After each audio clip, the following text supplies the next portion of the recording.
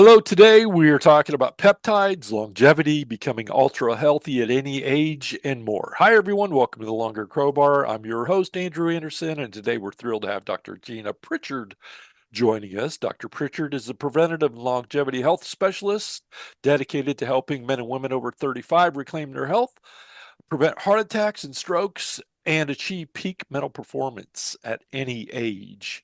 Uh, in today's interview, you'll gain practical insights on living longer, healthier lives, and strategies for optimizing your mental clarity in cardiovascular health and much more. Let's dive in. So, Dr. Pritchard, what inspired you to specialize in preventative and longevity health? Well, thank you so much for having me today, Andrew. And I will say what inspired me to specialize in preventive and longevity health is to see so much suffering when I worked in the critical care unit. That's most of my career has been in the coronary critical care unit. Well, people came in with chest pain, heart attacks, congestive heart failure on a daily basis. And after seeing thousands of people either go home never to be the same, or their families to go home devastated because they didn't make it, I began to wonder, is there something else we can do? What we're doing really isn't working. Yes, we might save their life in the moment. So in crisis care, the coronary care unit is wonderful. But once they go home, we're doing a terrible job of keeping them out of the hospital. And we were doing a terrible job at keeping people from coming into the hospital in the first place, even at younger and younger ages. So I began to read and learn everything I could, focusing on prevention and reversal of disease and longevity. Okay, so you worked at, was it Baylor? Is that where you did a That's lot of your correct. work? Baylor And University Medical Center, downtown Dallas. Yes. okay.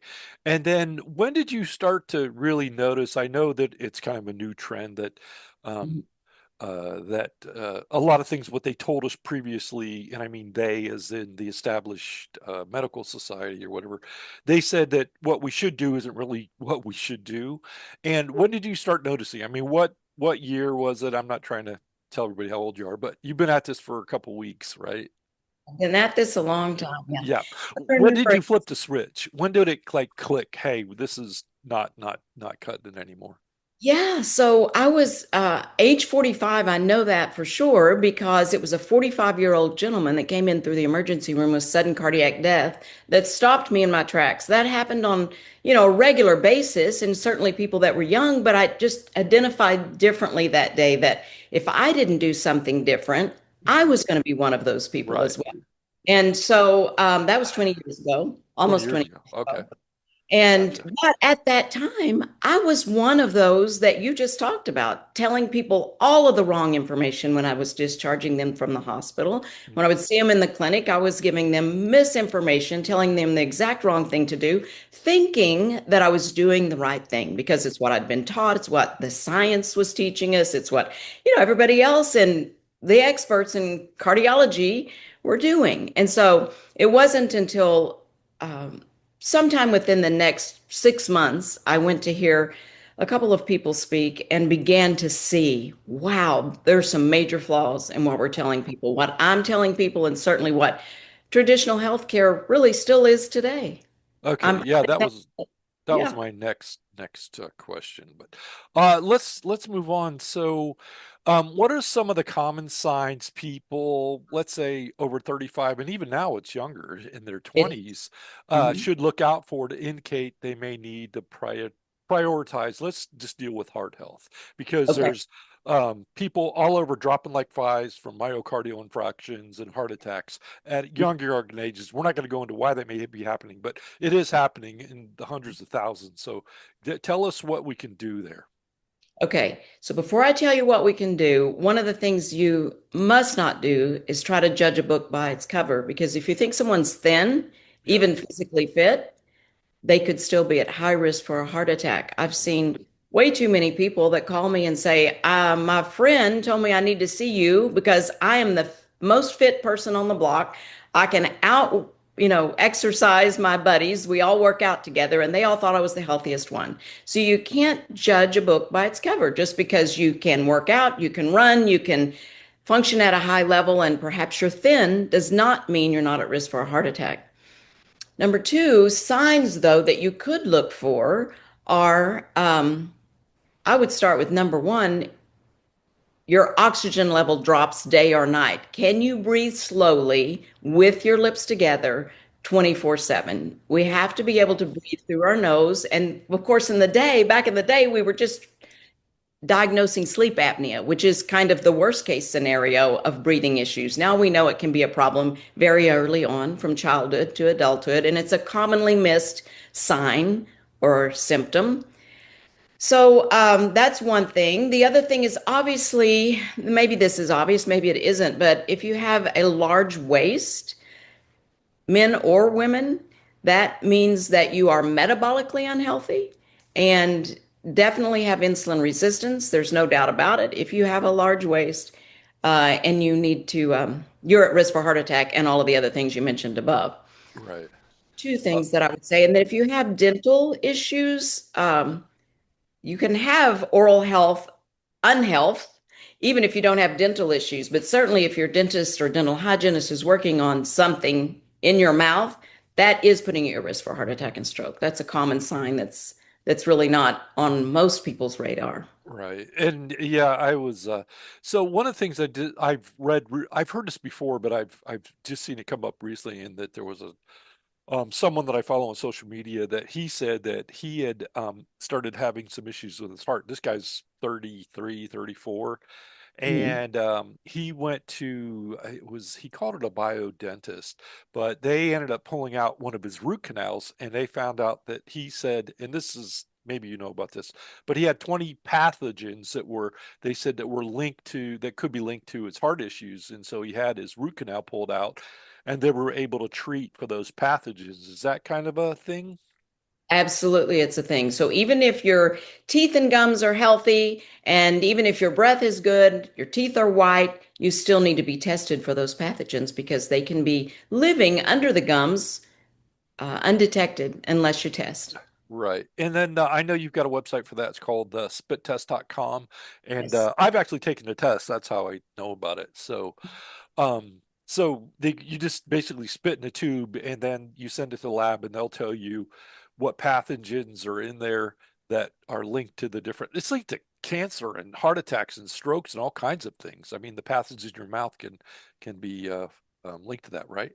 That's right. That's Okay. absolutely right. Yep. Okay, cool. So, I hadn't planned on doing this right now, but everybody's talking about peptides and GLP-1 and Ozempic and all the other stuff. And Mhm. they've been around for a while, right? Peptides have Yes. been around for a long time. And That's right. then, as far as I know, correct me if I'm wrong, Ozempic, the only thing that they did differently basically was peptides have been around for a while. They've been used successfully, but they just came up with an system that's what they basically patented it, and that's how it came into being. Is that right, or am I wrong? Correct me on That's that. correct. Yeah. Okay, And there are a couple other things in there, like preservative with the peptide, and then the right, pen delivery system that they have is different than the semaglutide that you get from a right, compounding pharmacy, which is what the generic name is for Ozempic. right. And now, so from my understanding too, and I looked into this myself, and subsequently was able to. Well, I don't want to put words in your mouth, but to me, the dosage that they're using is like 10 times what I've ever heard of before for that at one time. Is that Mhm. Yes. accurate or not? Yeah. In my clinical experience, that's Okay. absolutely accurate. And Okay. more data is coming out to show that. Okay. It's highly successful for a lot of people, and Right. then it is hurting a lot of people to start out with that high of a dose Right. and to go up that quickly. So even to give it once a week, based on the way the body works, doesn't Mhm. make sense. So I Right. like microdosing. Microdosing is showing itself to be much more favorable because it's more similar to the body's natural processes. Right. Taking a smaller dose, particularly when you start out, till you find your ideal dose, which is Mhm. different for everybody, and then Right. giving a little bit more every 2 or 3 days is much more healthy. It's much safer, Right. and you get better results. That's it. Okay, cool. Yeah, so my personal experience with that, I started taking CJC Ipamorelin. I think that's how you pronounce it. Hmm. I take a microdose. I guess it's a microdose. It's only 5 units, but I started taking it for the mental clarity. And if anybody out there is like an entrepreneur and you chase squirrels and stuff, it has helped me focus so much. It's not even funny. And I'm totally against all the other Ritalin and all the other. Was it Ritalin or whatever the other drugs they use for ADHD, supposedly ADHD? And But I was amazed at how much that helped me. And um, can you address that one issue? Because I think if an entrepreneur's out there, they got a bunch on their mind and they end up squirreling. For me, I've never heard of anything personally that I tried that really helps me focus all day. It keeps me calm. I can I'm not I still it doesn't affect my creativity.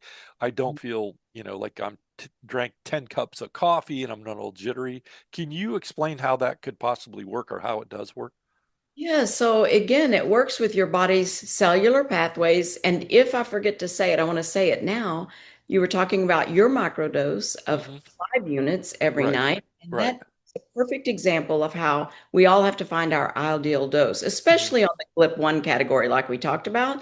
But Hmm. even with CJC Ipamorelin, I prefer 10. Oh, Most okay. people prefer 10 units every night, but not Hmm. everybody. And you're one of those that gets Right. great results with five. And you're body mass is obviously larger than mine, so we can't go even on body mass. But that being said, CJC Ipamorelin is still one of my favorite peptides or peptide combinations, if you will. Hmm. It's really a blend of two different peptides. Right. And when you take it in the evening on an empty stomach, it's supporting your circadian rhythm. It's supporting your body's release of growth hormone, which I won't get into all of the benefits of that. But many of them you've just talked about. Not only can you stay mentally and physically engaged at a higher level, Hmm. more hours throughout the day, but it also improves our sleep and our sleep quality. So when we get better sleep, obviously that improves our ability to focus and to perform on a physical and a mental level all day long. But CJC Ipamorelin also changes our body's composition in terms of our ability to hold on to or build muscle mass. And again, that helps all of our blood vessels. It helps brain function. It helps us Right. our body to function. So many benefits. People that take CJC Ipamorelin, which is honestly the reason I started taking it, it wasn't so much for, I didn't realize the benefits of cognitive and of physical functioning, ability to do our job or run our business or take care of our families or whatever it is you're doing on a daily basis. I did it in an attempt to change my body composition. I wanted to lose body fat and hold on to muscle, and Hmm. was amazed at the definition that came in, even with the amount of intensity and workouts that I had been used to gain that kind of change in body composition.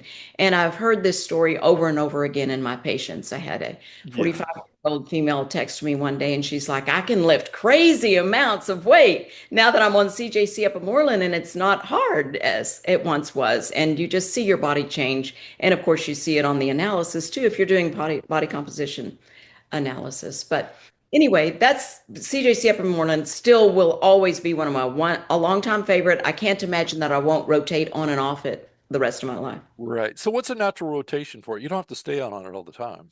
It's best not to stay on Right. any peptide all the time because our Right. body doesn't work that way. Think of the Right. seasons of the year and think of the day and night. Our body is Right. always increasing and decreasing these cellular pathway processes, if you will, in our body. So CJC Ipamorelin in general, and there are still a lot of areas where we're trying to figure out with some of these newer peptides the best cycle. But Hmm. CJC Ipamorelin still seems to be 12 weeks on and 1 month off at a minimum. And then even during that 12 weeks, you're doing it for 5 nights, Hmm. 2 days off Right. or 2 nights off. And there are Yep. some people that cycle during that 12 weeks to take it 2 or even 3 times a day. But that's, Yeah. a pretty intense protocol. But definitely, you want to only, even if you're doing it 1, 2, or 3 times a day, 5 days on, 2 days off during that 12-week cycle. Right. Yeah, I noticed that in my like my arm definition stuff, and and I've been even when I slacked off my workouts, I still kept defining. It's like, what the heck's going on? And I'd kind of forgotten about it. And this is the case of too, where I haven't done a ton of experiments because once I find something that works, why if it ain't broke, don't fix it. But I bumped it up to 10 for a while, but I found that the five 5 units just which is a minimal amount. I mean, you can hardly Yes. see it. Mhm. Works great for me. The thing that it kind of clicked to me was it's not really a drug. It's more like a catalyst that helps your own body produce the things that you need internally, right? It's not Yes. like we're introducing a foreign chemical that changes our brain chemistry. All it does is help us what we do normally. Is that correct? That's correct. And if we make it through this whole interview without talking about amino acids, I'll be surprised. So I'll just bring it up now. I want Okay. everyone to remember that peptides are simply amino acids. If you don't know what amino acids are, think of like L-tryptophan or tryptophan that's in the Hmm. Thanksgiving turkey that makes us Right. all sleepy. It's a byproduct of digesting the turkey, for example. Right. Um, you probably have heard about amino acid supplements that you can take. Hmm. They give you all your essential and non-essential amino acids.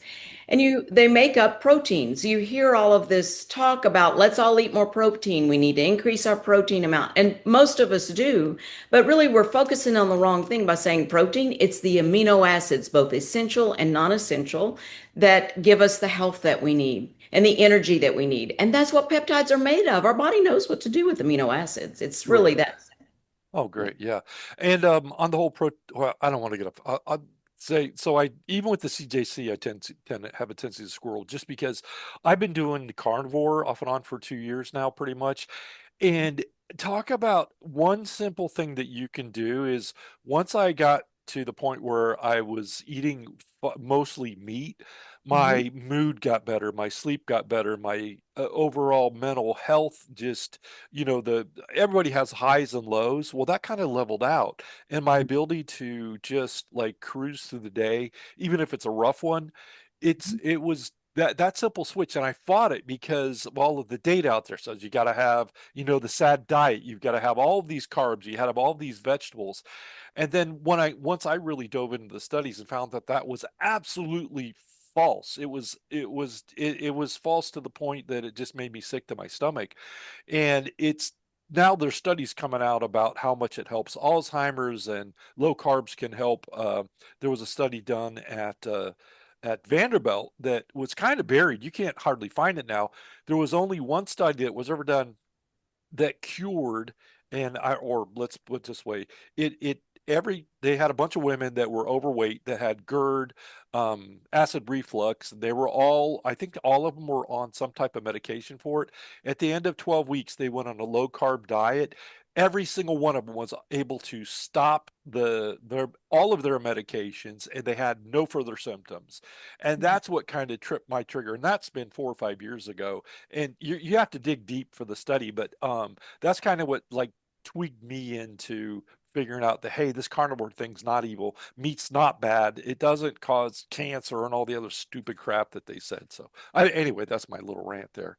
um so let's talk about what's the most overlooked. I've got my things over here. What's the most overlooked aspect of preventing heart attacks and strokes that everyone should know? So give me your best shot on that. Most overlooked aspects. Yeah. One is that 85% is a conservative number, more like 90, 95% of heart attacks can be prevented with the choices you make every day with lifestyle. And we don't shout that from the rooftops with the accurate information. If anything's being shouted about lifestyle, it's the misinformation of low fat and, all the crazy Right. stuff. Which, as I said, I was telling people too when I was, working in traditional healthcare. But now we know better. So I would say let's all go back to what are we eating? How are we moving our body? How are our relationships with others? Our joy of life? What are we doing about positive and negative stress? How are we sleeping? All of the things to do with lifestyle. It is incredibly important. I cannot give you a pill that works as well as 85 to 95% effective at preventing a heart attack. There isn't one. There will never be one. Mhm. And so that's number one. Number two are the two things we already mentioned. Breathing is incredibly important, high quality breathing. Have a lot to say about that on another day. And then oral health as well. Again, a lot to say about that on another day. But what I would say is the most important thing for you first to wrap your head around, all of us to embrace, is the fact that heart attacks are still the number one killer. And yes, if you haven't heard it, they can be prevented. They can be prevented. And cardiovascular disease that leads to heart attack can be reversed. I have that conversation with people every week. They're like, you can't reverse cardiovascular disease, or my this doctor, that doctor, cardiologist, neighbor, person that had a Right. heart attack says you can't reverse disease once it's there. You Hmm.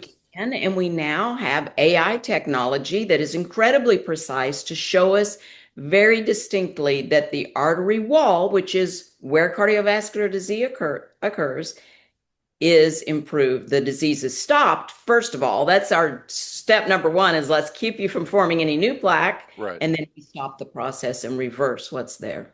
Yeah. Okay, cool. So about that. So as you know, well, let's talk about CAC scores. Okay. If everybody hasn't know what those are, they used to do ultrasounds when they first came up, and I actually was helped bring that into the US and throughout Europe at one time on another project. And that was great at the time. But the problem with them now is they're basically like watching a grainy black and white TV versus a color TV where you can see the colors and everything else. Can you tell us about the new, should be the new standard for figuring out whether or not your arteries and the rest of your cardiovascular system is healthy or not? Can you tell us about that? Yes. I'm so glad that you went down this road on the topic of coronary artery calcium score, or CAC score testing, the CT scan that's incredibly inexpensive now. But I'm here to say it's not worth whatever it costs, $30 to $100. Now, I would save that $30 to $100, whatever they're charging in your area, and apply it towards this more expensive test that is, as you said, rather than black and white TV. I would even add too, it's like not only color TV, it's high definition that you can, like you can increase the size on your phone to see it even brighter, Better. and Yeah. you can get as nuanced as you want. With the CT, it's still CT technology. And if anyone's had a coronary artery calcium score, it feels just like getting a coronary artery calcium score. You go, you get on the table, they slide you into the CAT scanner, you're in there for just a few seconds. The only difference is they have to start an IV. But that being said, the reason I say don't waste your money on a coronary artery calcium score test is because if you get a zero, it's misleading peace of mind. You can have cardiovascular disease and the coronary artery calcium score be zero. And if you get a small or a moderate or a high score, that still just is a yes or no answer. It's yes, you have cardiovascular disease. That's all it tells you. It doesn't say how risky is it? How bad is it? Not how much of it is there. That's not the most important question. It's important, but we need to know more about it. So this higher priced, although well worth the money, Yeah. CT scan with artificial intelligence analysis tells us in every millimeter of the heart artery, it's called the coronary artery tree. Coronary means heart, so it's the arteries that give the blood supply to the heart. I do this because, it looks like a crown. That's how I got the name coronary, this crown of blood vessels that starts at the top of the heart and then embraces the entire heart, dives down into the muscle of the heart. Keeping those arteries open and healthy is the most important thing to prevent yourself from having a heart attack in the future. Right. So this test tells us every millimeter, not only is plaque there, but is there early stage thickening, and whether it's thickening or it meets the definition of plaque. Most importantly, we now know we need the description of that plaque. Is it a high risk plaque that is incredibly dangerous? Think of it like a pimple that's about to burst or a blister that's about to pop. That's dangerous plaque. Or is it low risk plaque? We can have plaque that's there, but it's become scar tissue. I Mm. say it's highly unlikely. I've never seen it cause a heart attack, but never say never, but it's the lowest risk kind of plaque. So when I say that we transform the disease process, any high risk plaque should become moderately risky, kind of a mixed, and then become scar tissue plaque. And we have no way of knowing that without The, this the artificial AI. Yeah. intelligence. So Yeah, basically, when you have plaque buildup, there's plaque that's been scar tissued over, so it's not going to break off.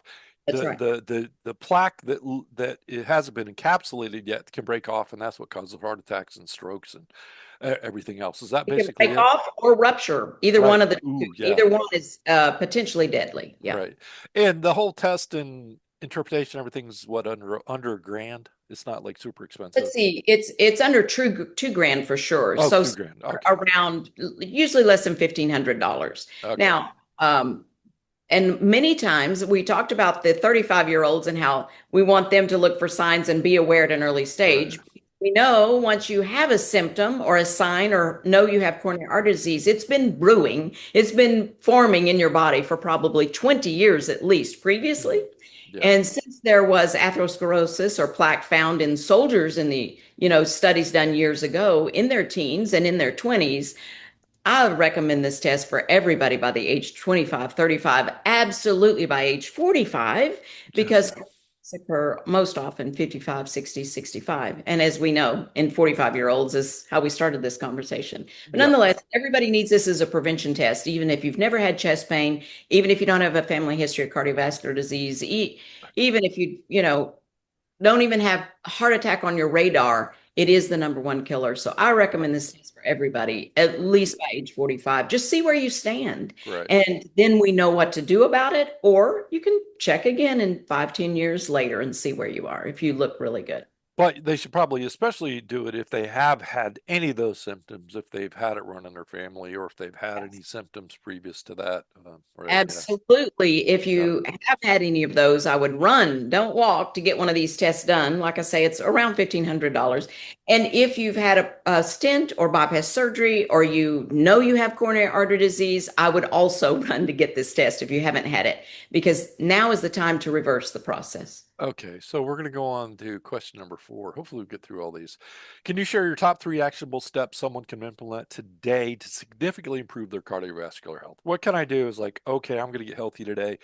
I don't want to have a heart attack. I don't want to have a stroke. I don't want to have dementia because they're all linked. Yeah. In Alzheimer's, I don't want to forget my name or Yeah. where I put my keys. I mean, we all do that to a certain degree, but not Mhm. that it happens all the time. So, what can we do? What are the 3 top things you can recommend that anybody can start doing today? Okay, number one is move your body if you're not. Move your body, because nothing outshines the benefits of exercise. Even if it is open the door and go out and take a walk, Okay. at least that.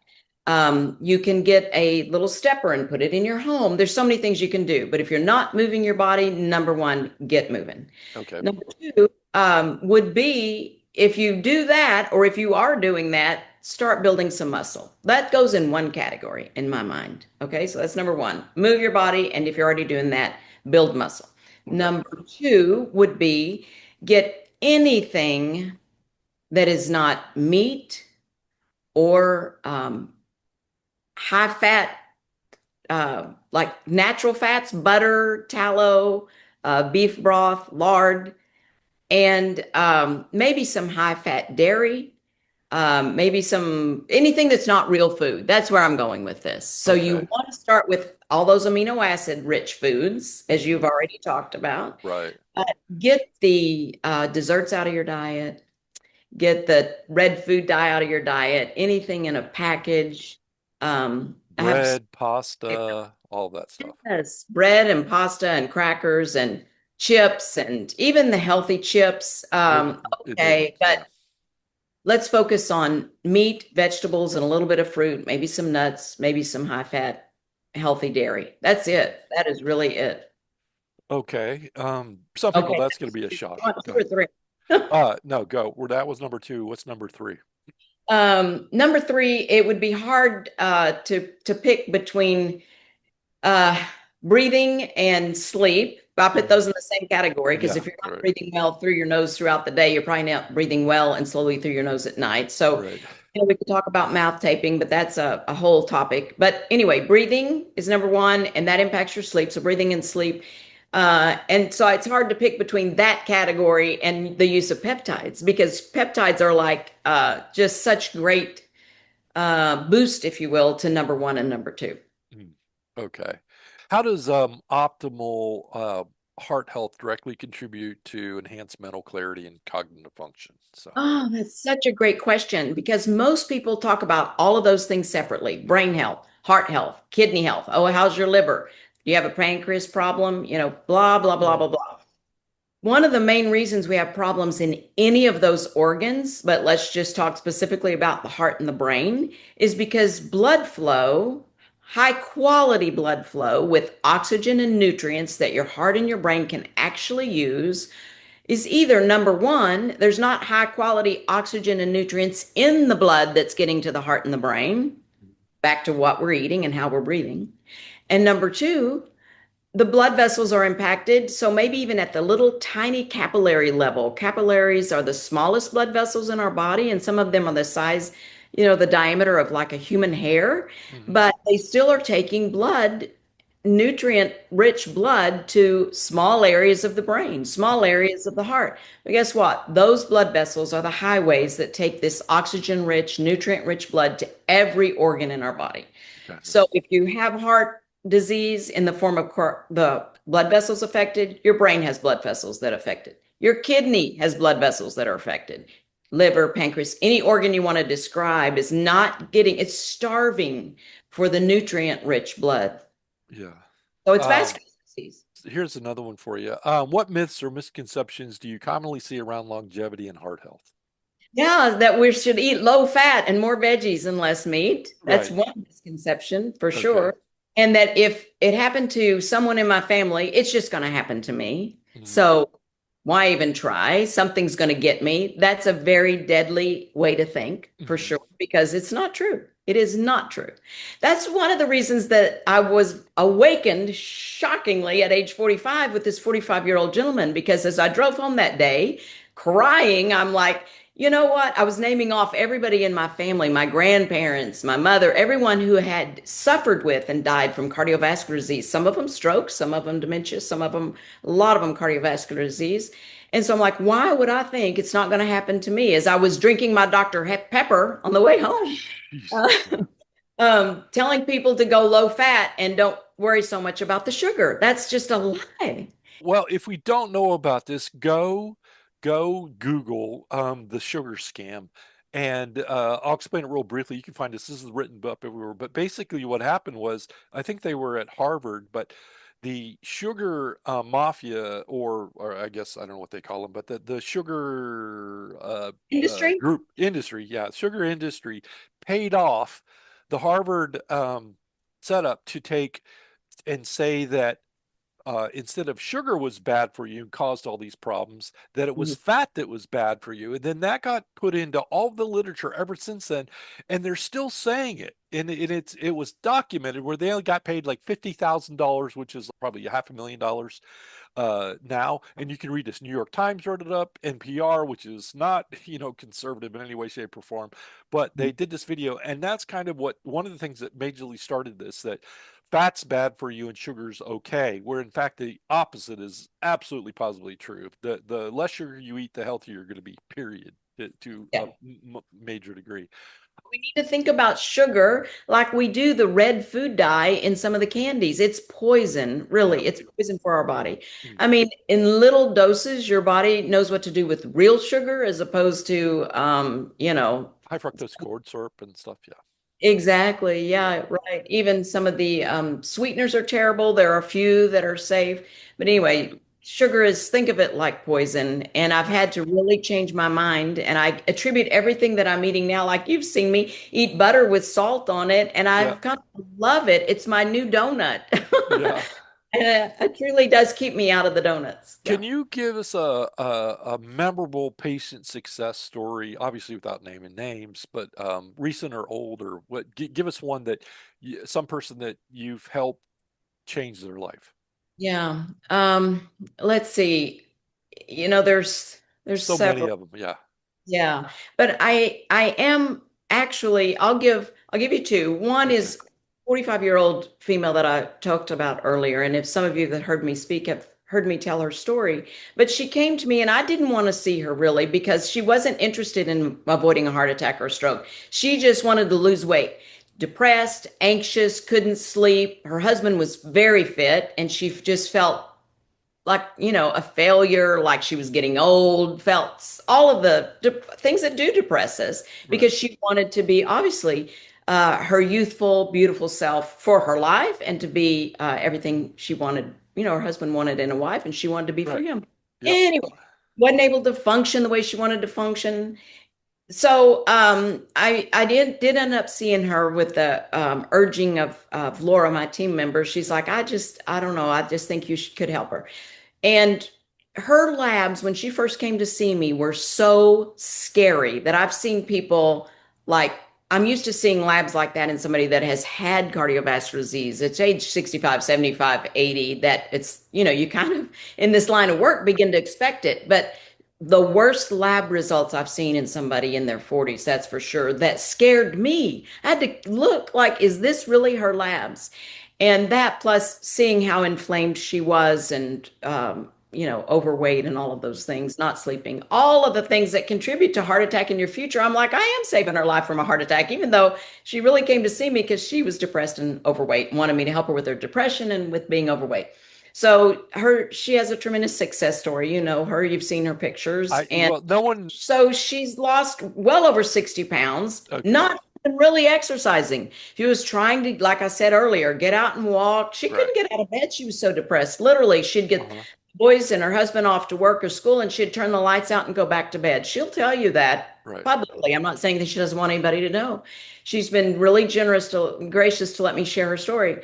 But once she saw she could lose weight and then did lose weight, then she started wanting to work out. And then she started wanting to get off some of these multiple depression and anxiety medicines that she was on. So Hmm.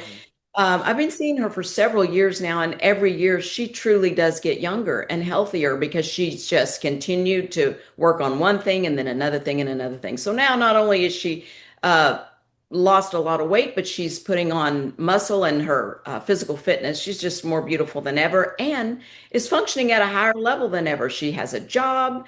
Her and her husband travel a lot. She's happier. She's still coming off some of those medicines. It's a long range project, which would be a caution. And you mentioned it early on, people getting on medications for autism, for ADHD, for depression, for anxiety, for anything that we know is going to impact the brain. Just get a second opinion and think twice about it because they can be very difficult to come off of. Anyway, she's my go-to favorite one to talk about because I wasn't interested in people at the time. I wasn't interested in seeing people in their 40s unless they wanted to save their life from a heart attack. And now I realize if I just focus on helping them get healthier with lifestyle, I said in the beginning, that's 85 to 90% of it. So why am I not just doing that more? So you do help people with weight loss, I but do. in a very scientific way that's not just a one-off. Is she on peptides? Can you tell us that? She is now, and she wasn't in the beginning. She lost Okay. the 60 pounds without peptides. What was she doing? Was she doing keto, low carbs? What? It got there quicker, obviously, if she'd had Yeah. peptides, for sure. But yes, she was doing low carb keto, and it wasn't perfect. Like, Right. fortunately, she wasn't a huge vegetable and fruit lover. Uh-huh. She did like she'd keep a crock pot of chicken on, and cook easy, kind of simple Right. meat, but loved to eat lifesavers all day long Oh, and stuff geez. like that, candies, like just keep Right. them around all day Right. long. You feel this surge and drop in energy as we Right. all do, eating sugar, little drips of sugar all day long. So it was first trying to reduce the amount of candy and then trying Hmm. to go a whole day without candy while focusing on amino acid rich foods like Right. meat. Right. That Okay. was the diet. And then I tried to tell her, get out of the house, just walk around the block, just go, a little bit of exercise. Now she's working out. Now they put a gym in their home and she and her husband are working out together and Right. helping her formulate her build muscle plans. And she's just doing great. But now So she's low carb keto. in a nutshell, if there was a couple of things that you could do, what would you suggest diet wise? And like if I wanted to get results fast, let's say, and I had 36 pounds of fat before I went on keto. But if I was going to do over again, what would be the quickest way that I could get maximum benefits? Would it be changing my diet, going on selective peptides, maybe not the Ozempic or anything like that, but are there some specific protocols that you would suggest in a general rule, not for everybody, but generally? Definitely starting with what you're eating would be number one. I would still go back to starting with what you're eating and trying to start walking if you're not doing that. Hmm. By what do you eat? It's real food. Eat meat, Try to keep your carbs under 30 grams or 50 grams a day. If you can't Hmm. go to 30, at least Right. 50. Or check your ketones to see if you're in what I call nutritional cardiac ketosis, just a therapeutic level. It's a Right. topic for another day, but you can start by just eating amino acid rich foods like meat is the easiest, simplest way to do it. I Hmm. love that because of the simplicity of life. You don't have to worry Right. about recipes and chopping the vegetables and all of that stuff, washing Hmm. the fruit. It's simple, but not only is it simple, it will get you there the quickest. You've told us about your personal story, and I have a Right. similar one where it just you very quickly start feeling the benefit of nourishing your body with what it Right. wants, which Right. is high level, high quality, high amount of amino acids in meat. And Right. then do some fats with that, healthy fats like butter, like we talked about. And then if you're going to add in some carbs, it's going to be just a few vegetables or maybe just a little bit of fruit. And that's all real food. So start with real food and low carb. A carnivore is best, I think, if you really want to see results. But do what you got to do to go that direction. And then if you add a peptide to that, it's magical. I've written in some of my content that peptides aren't magic, they're momentum. Okay, so that's really more accurate.